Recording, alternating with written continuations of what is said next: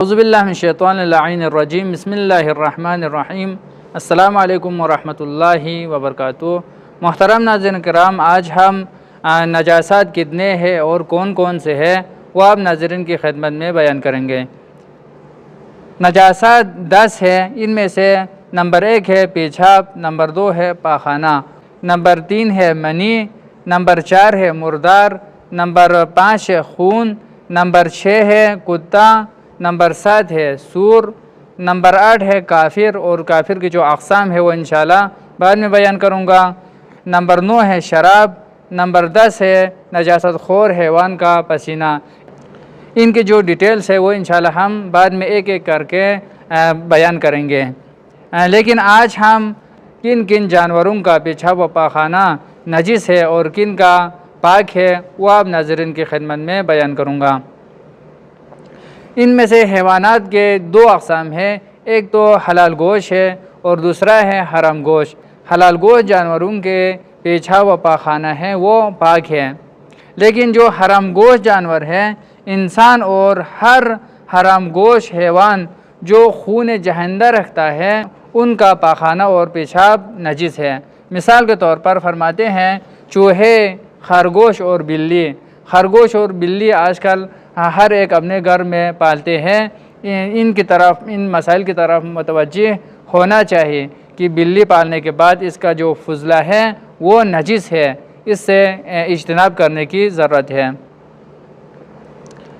وہ حیوانات جو خون جہندہ نہیں رکھتا ہے، خون جہندہ نہ رہنے والے حرام گوشت جانور، ان کا فضلہ پیشاب و پاخانہ پاک ہے۔ اگرچہ حرام گوشت ہے لیکن خون جہندہ نہ ہونے کی وجہ سے ان کا فضلہ پاک ہے۔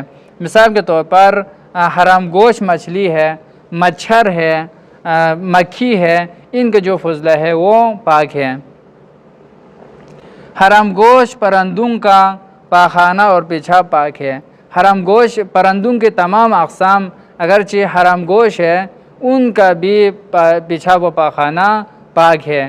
صرف امام خمینی رحمۃ اللہ علیہ فرماتے ہیں پرندوں کے جو حرام گوشت پرندوں کا پیشاب و پاخانہ نجس ہے، اس سے اجتناب کریں، لیکن دیگر تمام مراجع اعظام کے نزدیک حرام گوشت پرندوں کا بھی فضلہ پاک ہے۔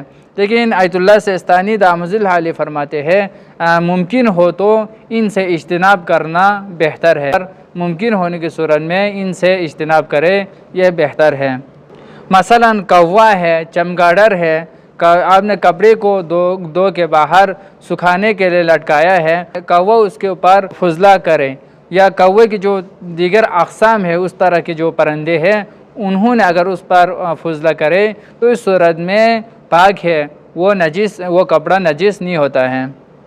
وہ نجاست خور حیوان جو انسان کا پاخانہ کھانے کی عادت ہے، یعنی اگرچہ یہ حلال گوشت ہے لیکن انسان کا فضلہ کھانے کی عادت ہے، اس وجہ سے وہ نجاست خور ہے، ان کا پیشاب و پاخانہ بھی نجس ہے۔ اور وہ حیوانات جس کے ساتھ نعوذ باللہ کسی بدبخت نے، کسی انسان نے بدفعلی کی ہے تو اس وجہ سے بھی ان کا پیشاب و پاخانہ نجس ہوتا ہے۔ تمام حلال گوشت حیوانات کا پیشاب و پاخانہ پاک ہے، لیکن ان 2 صورتوں میں ایک انسان کا فضلہ کھانے کی عادت ہو، دوسرا کسی نے ان کے ساتھ نعوذ باللہ بدفعلی کی ہے، تو اس صورت میں ان 2 صورتوں میں ان حلال گوشت حیوانات کا پیشاب و پاخانہ بھی نجس ہوتا ہے۔